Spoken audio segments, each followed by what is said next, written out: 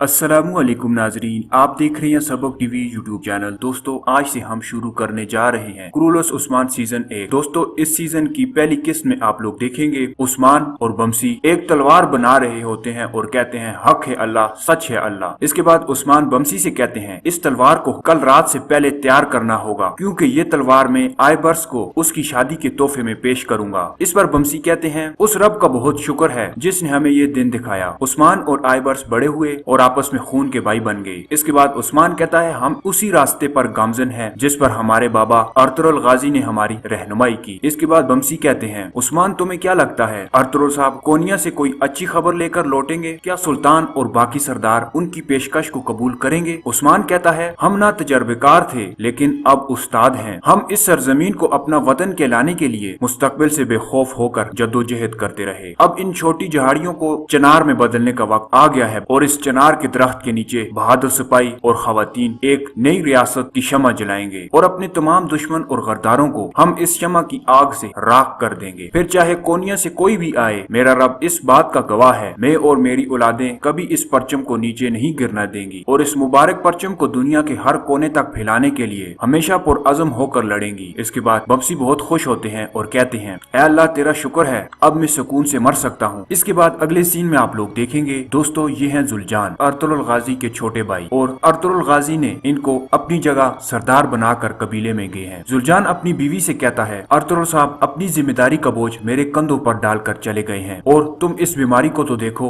ये मेरा पीछा ही नहीं छोड़ती। मेरे बाबा सुलेमान शाह को भी यही बीमारी थी। उसकी बीवी कहती है आप फिक्र न करें, अल्लाह के हुक्म से आप हर चीज में कामयाब हुए। आप खुद को कम मत समझें क्योंकि सफर मुसाफिरों के साथ नहीं बल्कि आदमियों के साथ तय किया जाता है। जुलजान कहता है आज हम वही काट रहे हैं जिसका पौधा अर्तुगरुल भाई ने आज से 25 साल पहले लगाया था। इंशाअल्लाह इस मुआहदे से भी अमन और सुकून आएगा। अब जल्दी करो, गवर्नर यूरोपोलोस को मजीद इंतजार नहीं कराना चाहिए। इसके बाद अगले सीन में आप लोग देखेंगे बमसी के पास उनके बेटे आइबर्स आते हैं और उनसे कहते हैं बाबा मैं किले जाने से पहले आपकी दुआ लेने आया हूँ। बमसी कहते हैं मेरे बेटे मेरी दुआएं हमेशा तुम्हारे साथ हैं, लेकिन कभी भी काफरों की दोस्ती पर भरोसा मत करना और उनसे मुहतात रहना। और एक बात हमेशा याद रखना, चालों का मुकाबला हमेशा बहादुरी से नहीं बल्कि होशियारी से किया जाता है। आइबर्स कहता है बाबा आप बेफिक्र रहें, मैं आपका बेटा हूँ। मेरे सामने जो भी दुश्मन आएगा वो ये जानता होगा कि हार उसी की होगी। मुझे लगता है कि आपको अर्तुगरुल साहब की याद आ रही है। इस पर बमसी कहते हैं याद उन्हें किया जाता है जो नजरों से ओझल हो, लेकिन उस्मान में मुझे अर्तुगरुल साहब दिखते हैं। उसका देखना, उसका ढंग मुझे अर्तुगरुल साहब की याद दिलाता है। ऐसे बहादुर लोग रोज रोज पैदा नहीं होते और मुझे उम्मीद है कि तुम उस्मान का साथ देने वाले होगे। ये एक बाप की नहीं बल्कि आबा अजदाद की नसीहत है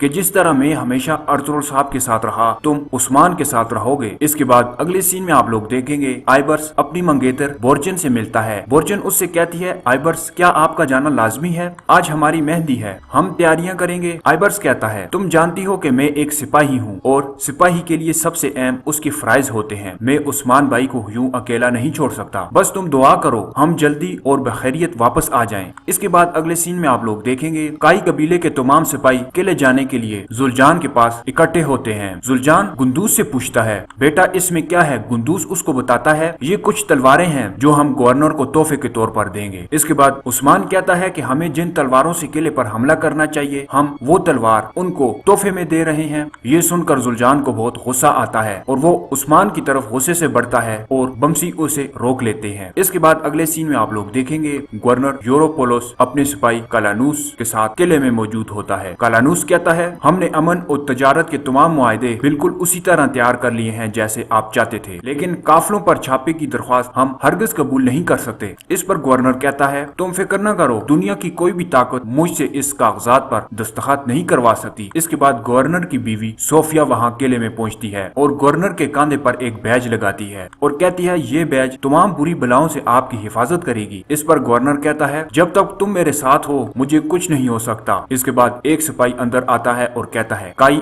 आ चुके हैं। इसके बाद गवर्नर बाहर आता है और काई कबीले वालों से मिलता है। इसके बाद स्टेज पर एक ड्रामा दिखाया जाता है जिसके जरिए गवर्नर और अर्तुगरुल गाजी के तमाम हरकत को ड्रामे के जरिए पेश किया जाता है। लेकिन उस्मान उस स्टेज पर पहुंचकर अपनी तकरीर शुरू करता है और कहता है जब अर्तुगरुल गाजी की बात आती है तो सभी बाखूबी जानते हैं कि वो कितने बहादुर हैं। भूखों को खाना खिलाते हैं, गरीबों को कपड़े देते हैं और मकरूजों का कर्ज चुकाते पाते हैं। अर्तुगरुल गाजी और उनकी औलाद की दोस्ती हमेशा दायमी है और उनकी दुश्मनी दुश्मनों का खात्मा। इसी दौरान कुछ सिपाही उन पर हमला कर देते हैं और उस्मान बहादुरी से उनका मुकाबला करता है, लेकिन बदकिस्मती से मौका मिलते ही वो लोग वहाँ से भाग जाते हैं, जिसकी वजह से उस्मान ये नहीं जान पाता उनकी इस हरकत के पीछे आखिर किसका हाथ है। इसके बाद अगले सीन में आप लोग देखेंगे आलिशार अपने सिपाही निजामुद्दीन के साथ अपने किले में मौजूद होता है और उससे किले की सूरत हाल पूछता है। निजामुद्दीन उससे कहता है काई गवर्नर से मुआहदा करने के लिए गए हैं। इस पर आलिशार कहता है तुम्हें क्या लगता है गवर्नर उनकी शराइत मान जाएगा? आलिशार कहता है इस जमीन पर कागज भी मैं हूँ और कलम भी, मेरे बगैर वो कोई भी मुआहदा नहीं कर सकते। इसके बाद अगले सीन में आप लोग देखेंगे गवर्नर जुल्जान से इजहार अफसोस कर रहा होता है और उससे माफी मांगता है और कहता है मैं आपको यकीन दिलाता हूँ कि जिन लोगों ने आप पर हमला किया मैं बहुत जल्द उनको तलाश कर लूंगा, लेकिन इस हमले से ये तो वाज़ेह है कि कोई है जिसको हमारे इस मुआहदे से तकलीफ है। जुल्जान कहता है कि मैं ये कैसे मान लूं कि आप अपनी जुबान की पासदारी करेंगे और इसके अलावा आपने हमारी जिन शराइत को मुआखर किया उसका क्या होगा। इस पर गवर्नर कहता है कि अगर आप दोबारा मुझ पर एतमाद करें तो मैं आपकी तमाम शराइत कबूल कर लूंगा। इसके बाद कालानूस बोलता है और कहता है क्या ये वाकई ठीक है कि हम यूं अचानक इस तरह अपना फैसला बदल दें? गवर्नर कहता है कालानूस मैं जानता हूँ कि क्या सही है और क्या गलत, इसी तरह काई को हमारी दोस्ती पर यकीन आएगा। इसके बाद जुल्जान गवर्नर से कहता है तो फिर ठीक है हम अभी और इसी वक्त मुआहदे पर दस्तखत करेंगे। इसके बाद वो लोग उन तजारती काफिलों के बारे में बात करते हैं जिनको डाकू लूट कर सरहद पार चले जाते थे। कालानूस कहता है ये एक नाकाबिले कबूल सूरत हाल है। ये सुन के उस्मान बीच में बोल पड़ता है और कहता है ये काबिले कबूल हो सकता है अगर आप मुझे उन डाकुओं के काफिले पर छापा मारने की इजाजत दें। इस पर गवर्नर कहता है क्या आपको खुद पर इतना यकीन है, जबकि उन्होंने आज अपनी तमाम सलाहियत दिखा दी है। इसके बाद गवर्नर जुल्जान से उसकी राय पूछता है जिसके जवाब में जुल्जान हाँ कर देता है। इसके बाद गवर्नर जुल्जान से कहता है अगर हम आपको ये करने की इजाजत दे दें तो आप क्या कर लेंगे?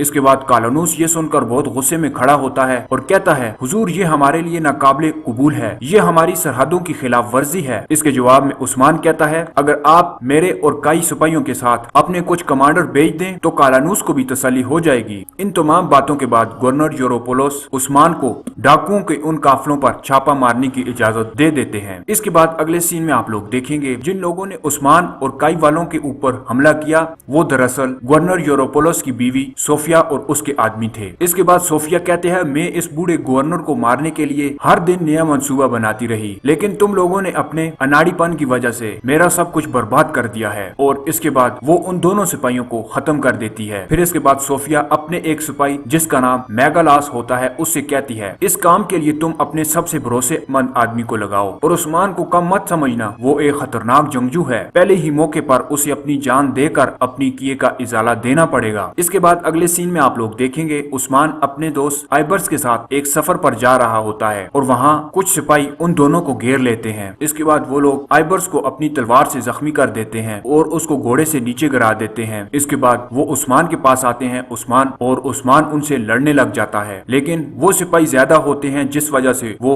उस्मान को बहुत जख्मी कर देते हैं और इसके बाद जख्मी होकर उस्मान एक दलदल में गिर जाता है। इसके बाद दो औरतें वहाँ से गुजर रही होती हैं और उस्मान को उस दलदल में देख लेती हैं। इसके बाद वो औरतें घोड़े की मदद से उस्मान को उस दलदल से निकालती हैं और इसी दौरान उस्मान को होश आ जाता है और वो उस खातून को देख लेता है जिसका नाम बाला खातून होता है। और इसके बाद वो दोनों लड़कियां उस्मान को बाहर निकाल कर वहाँ से चली जाती हैं। इसके बाद उस्मान को जैसे ही होश आता है और उसके जहन में आइबर्स का ख्याल आता है और वो फौरन आइबर्स को आवाज देता है और आइबर्स को तलाश करने लग जाता है। और दोस्तों ये किस यहाँ पर खत्म हो जाती है। आप देख रहे थे सबक टीवी यूट्यूब चैनल। किस नंबर 2 में मिलते हैं, तब तक अल्लाह हाफ़िज़।